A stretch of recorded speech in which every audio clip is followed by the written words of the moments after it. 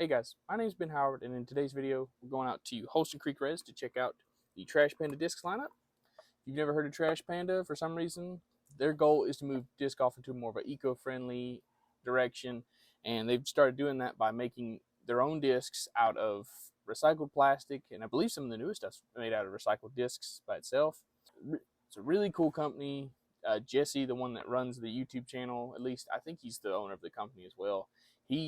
He's very cool dude. I highly recommend going and check out his YouTube channel if somehow you found mine, not his. But yeah, I'll make sure to put all the links in the description. But for their lineup, they've only got 2 discs, with the first one being a putter, which is the inner core. And these are just really straight, low profile, just neutral discs. These actually have a little bit of like a concave dome to them, but this is their premium plastic one, and this is the baseline one, which is actually, I think, pretty much the newest thing that they've come out with. I've only got one round in with the baseline one, and I haven't really done anything with the premium one yet, so it's going to be my first attempt at really using the premium one. It's a little bit lighter, so I'm not too sure how I'm going to feel about it. And then the other one is the Dune, which is their mid-range, and basically it's the same thing as the inner core, just a mid-range version of it, where it's just extremely straight, surprisingly straight a lot of times. So it reminds me a lot of like a Comet almost. I don't know if you can really see it in the features, but like it's like a Comet with less dramatic features is what I would compare this to. Both of these feel extremely good, so I'm really looking forward to this round. Also, at the end of this video, I'm going to be doing a quick recap of the tournament I played this past weekend, the Hubcity Amateur Championships. So stick around for that if that sounds interesting to you. But yep, let's go and get in the video. All right, guys, we're on hole 1. This is a par 3, 190 feet, just straight ahead. The biggest thing to pay attention to is the ground slopes up towards the basket, and we've got a low ceiling. So you really got to punch something through this gap with the perfect amount of height in order to get up to the basket. I'm going to throw both the mid and the putter just to kind of get warmed up, kind of feel them out. So I'm going to go with the mid just to make sure that I get the distance. Ooh, yeah. Ooh, dang. A little long, actually. Never really hit that gap that well. Let's see if I can do it with the putter. Nope. Close. That's the perfect height. It's a hard gap to hit because you got to like hug this tree on the left and get it to bend right. But I'll take the shot with the mid though.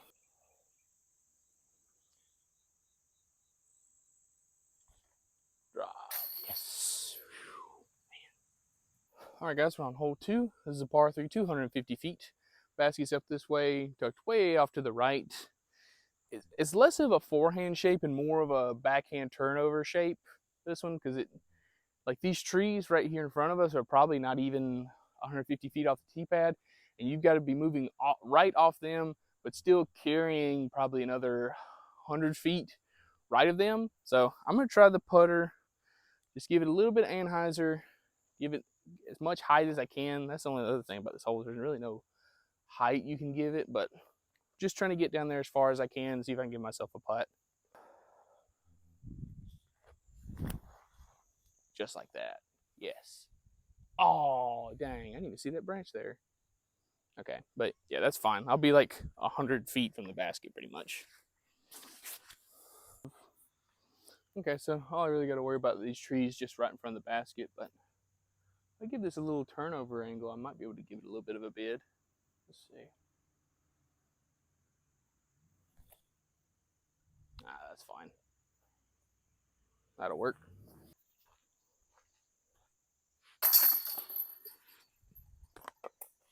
All right, guys, we're on hole 3. This is a par 3, 240 feet. Basket's just straight ahead. Biggest thing to pay attention to is got a really low ceiling and a tight gap to hit. Also, as you can kind of tell, the grass has really grown up, so I'm not really going to get a lot of ground action or a lot of like really any forward movement once I get into that stuff. So I'm going to try and hit the mid, just flat and hard, see how close we can get.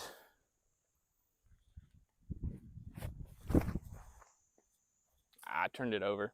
Oh, that branch didn't help either, but I'm out of the gap. That's fine. I can get up and down for par from there. I thought I lost this thing for a second because I thought it was off in this rough on the right side of the fairway, but luckily I was able to see in the video, you can kind of see it cut roll out in the middle of the fairway. So I'm actually in a pretty good spot. See if I can give this a little bit of a bid. I'm just gonna go turn over.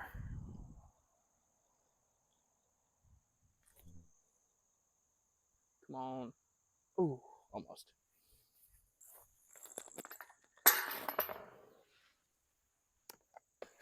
All right, guys, we're on hole 4. This is a par 4, 441 feet, almost 444.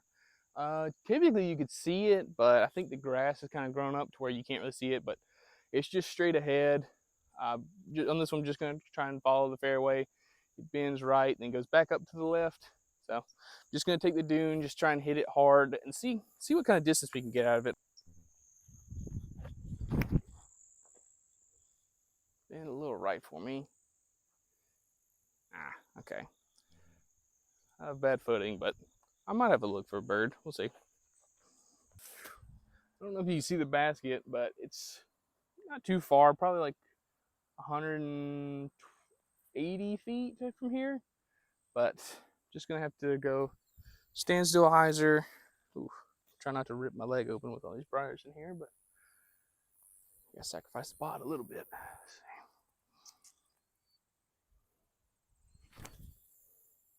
It's too high. Yeah, it's not gonna get there. Okay, that might be a putt. We'll see. All right, so I end up a little short, but I've still got to look at bird. See if I could test out how glidey these putters are.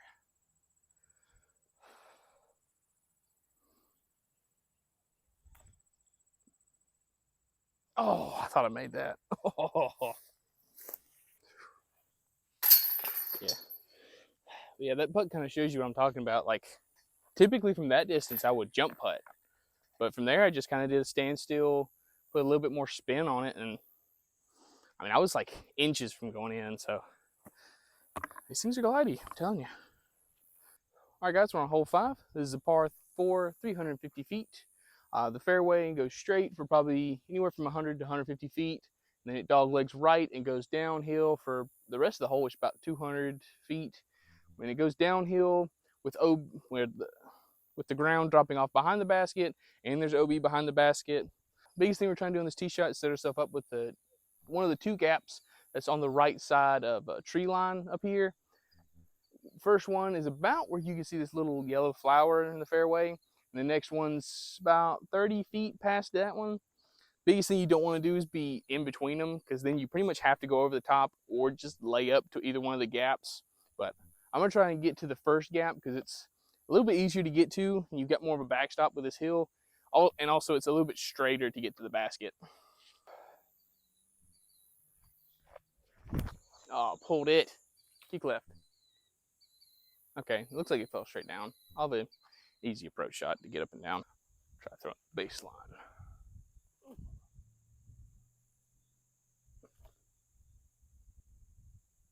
That'll work. Okay, so I'm a little short of the gap I was aiming for, but do a little step out. Just got to be careful because, like I said, the ground drops off behind the basket and it goes down to OB. But let's see if I can save my par from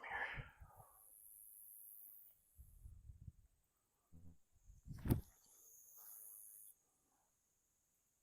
That's short, but that might be a putt.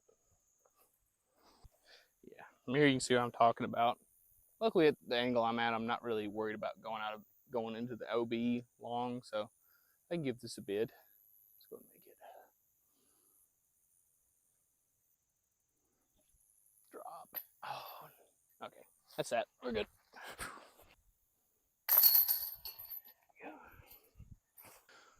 All right, guys, we're on hole 6. This is a par 3, 180 feet. Basket's just straight ahead. Biggest thing you can't really see off the tee is there's actually a lot of room off to the left side of this basket. So I'm just going to try and throw the putter through the gap and just trying to finish left side of the basket, give myself an easy putt. Just got to be smooth and hit my line.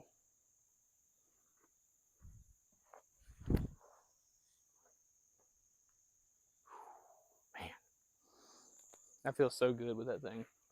It's a little light, so I keep feeling like I'm going to accidentally pull it, But as long as I'm like not trying to rip it hard at 100% power, like I can just smooth it out there and it'll go. That's probably not quite 180 feet, but that's 160 feet on a rope.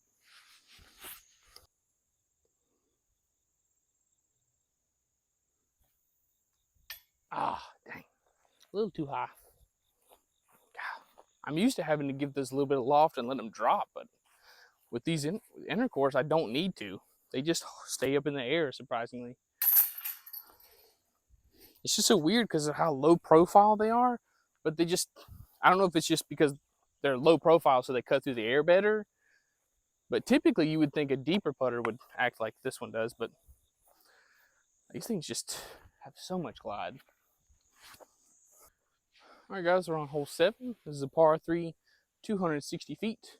I don't know if you can see the basket, but it's just on the other side of this bush straight ahead of us. Biggest thing to pay attention to is this is an island green with the cart path going all around it is out of bounds, and the tall grass short of the island is out of bounds.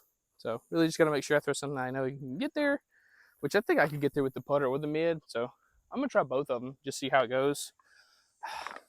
I'm going to try throwing the base plastic one. I haven't really thrown it much. See if it acts any more stable or understable compared to the premium one.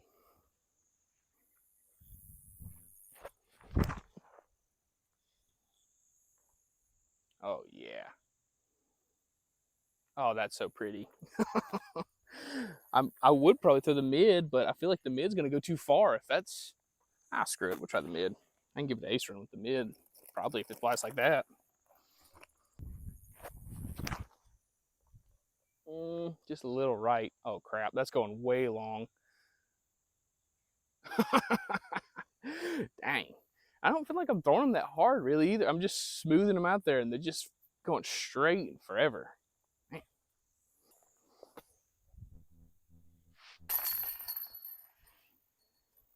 All right, guys, we're on hole 8. This is a par 4, 400 feet. Basket's way off to the right, and this one is reachable if you have a distance driver, but fastest thing I got is a mid, so just gonna try and throw this straight out there. Just trying to give myself easy approach shot in the green. Biggest thing to pay attention to is we got the OB path and beyond off to the right. So just gotta make sure I don't turn this over, but shouldn't be too hard. Just gotta throw this flat, smooth. Just don't rip it hard. It'll be fine.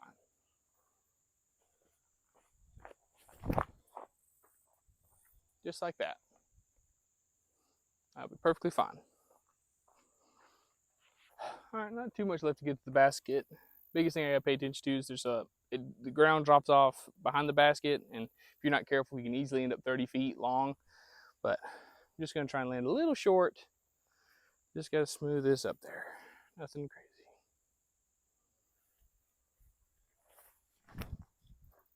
Or just chunk it straight in the crap. Ooh, that's gonna suck. All right, y'all gotta trust me. I promise.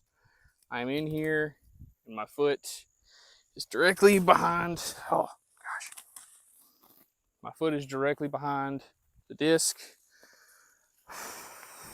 Oh my gosh, this is so bad. I'm in briars up to my shoulders. Ooh. All right, guys, we're on hole 9. Final hole of the video. It's par 3, 260 feet. Just straight ahead. Nothing to really worry about. Obviously, you don't want to go for the tall grass because you end up bleeding like I have been all day. But I'm going to try throwing all 3 of them, just see where we end up. I'm going to go with the mid. It's my actual play. Just need to throw it at the trees off the left, see if I can get it to bend back towards the right.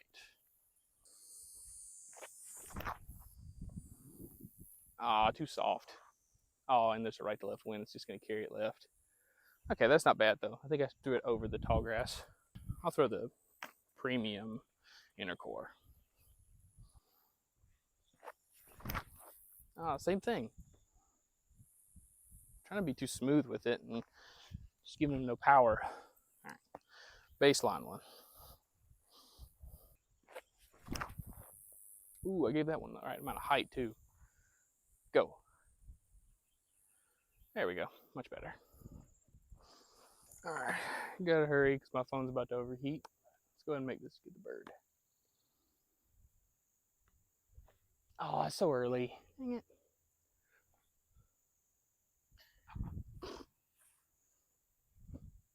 There it is.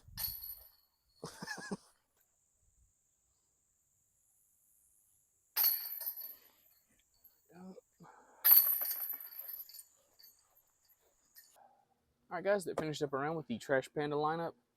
Just to run through the discs real quick. Obviously, if you've been on my channel, y'all will know I really like the Dune a lot. It's I was learning to throw it a little bit better today, just because I was trying not to throw it as hard as I have been, because I've been getting a little bit of like inconsistent flights out of it lately, but I think that's just because I'm throwing it too hard and my angle control was just kind of going out of the window with it and wasn't really trusting it. Like I was throwing it hard thinking it might flip up, so I would throw it on hyzer when it would fade out. I'd throw it flat and it would turn over. And so it's just a disc where you're not really meant to throw it as hard as you can. This is more one you're going to slow down just a little bit and just get a nice smooth straight flight out of it. Just it's insanely straight, very consistent, and just a really good feeling disc. And then honestly, pretty much the same thing goes for the inner core. Like just a very comfortable, just very fun disc. Like you could see I was throwing just soft turnover lines, getting it to fade out, throwing hyzers. You could literally play so many courses with just this disc and have so much fun. Very controllable, very just incredibly neutral. The shallowness it has makes it to where you don't really want to throw it hard. You really want to throw it smooth. So it's just, I would say, the perfect approach putter. Now, I don't know if I would really throw this off the tee too much, but like if I'm anywhere within 200 feet of the basket, this thing is immediately coming out if I put this in my bag, which I think I am. I don't think it's going to kick out the Sonic or anything like that, but I have been kind of looking for something that's like a straighter Sonic, or something that's like, I'm 200 feet from the basket, I have to do a standstill, and if I throw the Sonic hard, I'm going to get it to flip over, but I want something that's going to hold the line I put it on, and I think what these are going to do. Granted, the premium one, I was running into some issues with it because it's a little lighter. I don't know if it was actually the disc that was making me mess it up, but I was pulling it, trying to throw it hard, when really, like I said, this is just something you need to throw smooth.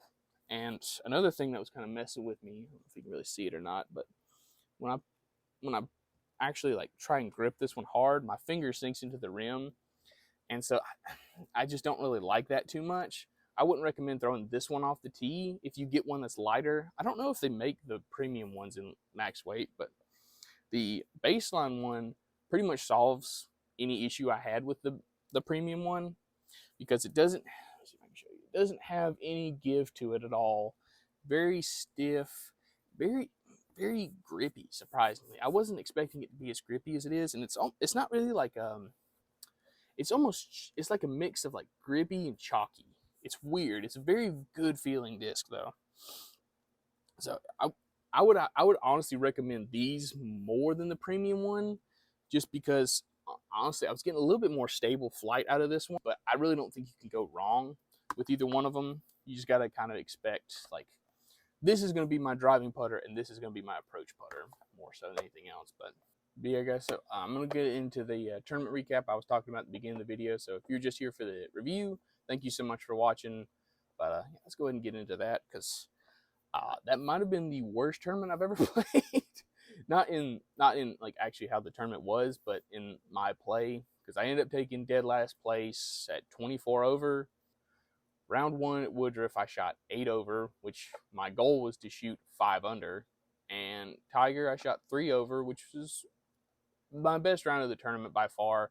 And it was really close to what I wanted out of that, but I couldn't quite put it all together in that one, but still felt really good about that.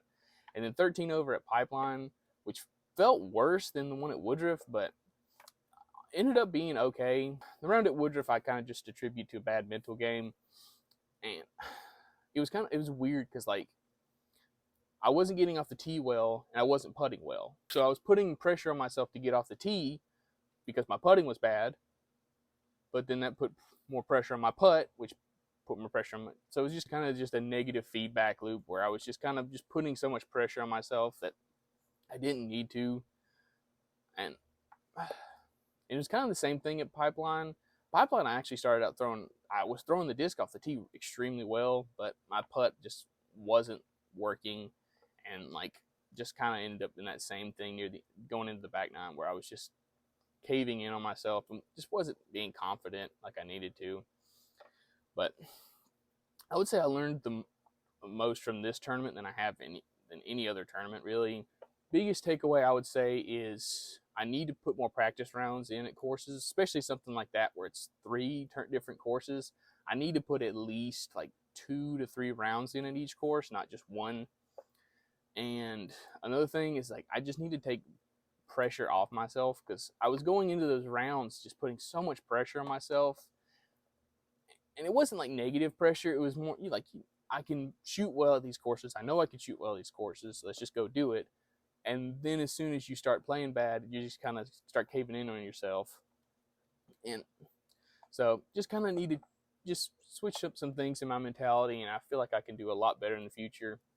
But for my plans for future tournaments, I'm going to go back to MA2 for now, and I'm just going to stay there until I feel more consistent, because that was the biggest thing. I just wasn't. I know I can play at an MA1 level. I just don't have the consistency to do it every time. And so I want to go back to MA2 and work on my consistency.